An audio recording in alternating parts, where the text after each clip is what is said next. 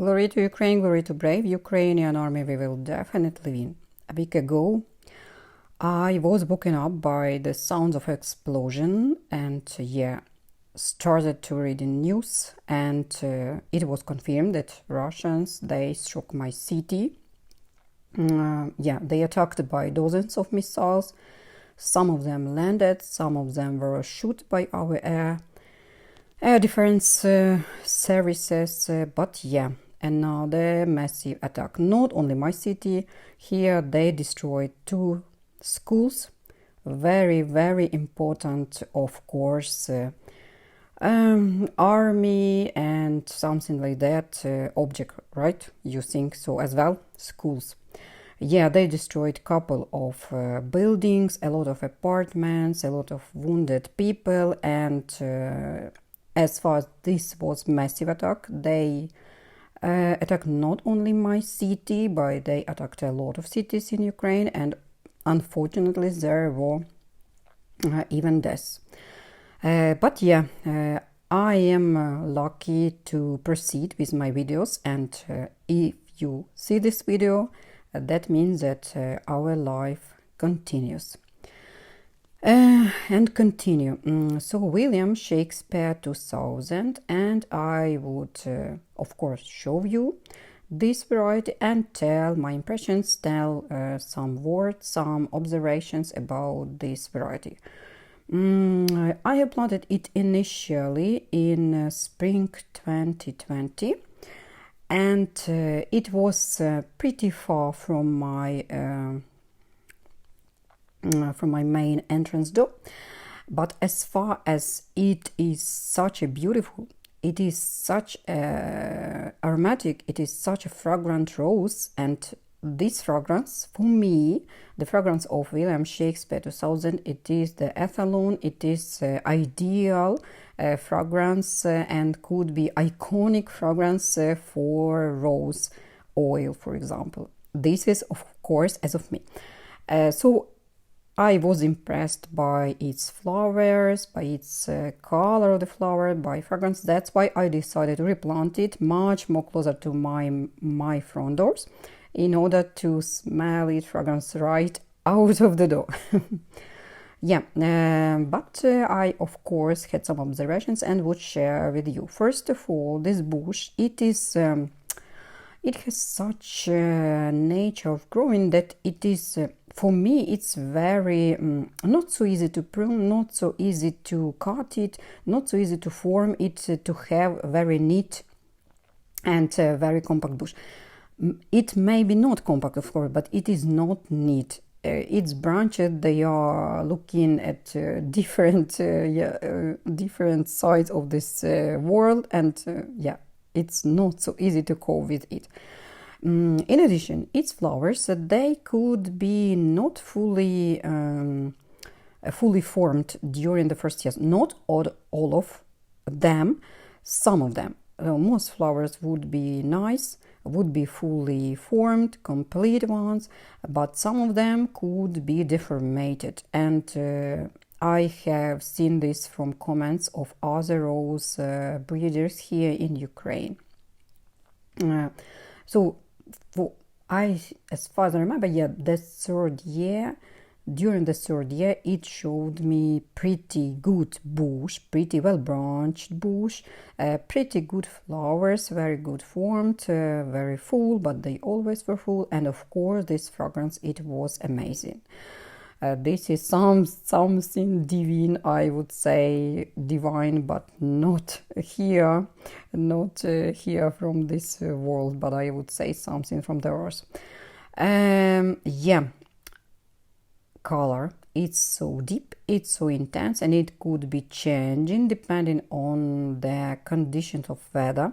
And even on this video you will see how it's showing different shades of this main color, how flowers could be maybe a little bit spoiled by sun conditions, because at least during first seasons in the garden, it does not like the sun exposure.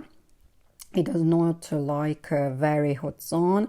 Of course, some petals, at least petals, maybe not the flower wholly and completely, but some petals at least will be will be influenced by this heat. I have not noticed the influence of long-lasting humidity. Luckily, looks like it is not, it's stable against such conditions, but heat is not for this variety. Maybe it is worth growing it in some semi-shades area, but I know that rose, this is flower of sun, and it prefers sun places at least during the most part of the day. Maybe during the most hot hours, it is preferable to have some shady place for these roses. But for me, I am trying to plant all of them on the sunny places. Long lastiness, flower will be pretty long on the bush, pretty long in vase. Of course, this is not week plus. This is less than a week, but I think not all varieties, of course, has this even week long of the life. Blooming is repeating here, and we have two waves about repeating, and as far as I remember, it's not so generous at the first flush. But it still will be showing some flowers, and in addition, as far as second flush, it's closer to autumn here in my region. It will show very, very intense and interesting color. And I would say that it is not suitable, it's not very much suitable to the vase, because it has thorns. Thorns are very often on the branches, so you have to be careful while prune this variety either in spring or in summer after the first flush. I would say be careful with this variety, and take care of your arms and hands and eyes, of course. This bush, it is wider than higher, at least now here in my region.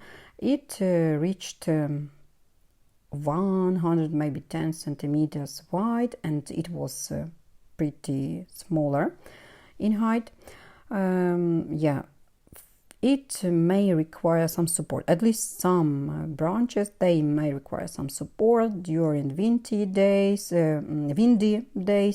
or some stormy weather, so it's better to preventively fix this to some support and some maybe fence or something like that. In general, I would recommend this variety for those who love, of course, David Austin roses, English roses, such type of roses, fragrant gardens. But if you have not so much area where to plant the roses, this variety may not bring so much joy as you would expect it to be during the first years. You have to take you give this rose some time to be more mature, maybe, to show its beauty and its long lastiness. But for me, this is one of must have in my garden first of all because of its fragrance. It is susceptible to black spot in my garden. I have not noticed mildew or any other, but black spot it is here, and you have seen from the video that branches are naked during the very big part of the video.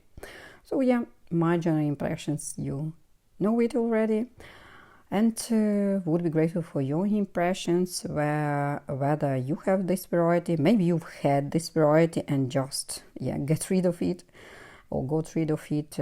This also could happen, and I have I gave a lot of varieties to my colleagues because I planted something else. Would be grateful for any feedback, any comments. Till the next video, and bye.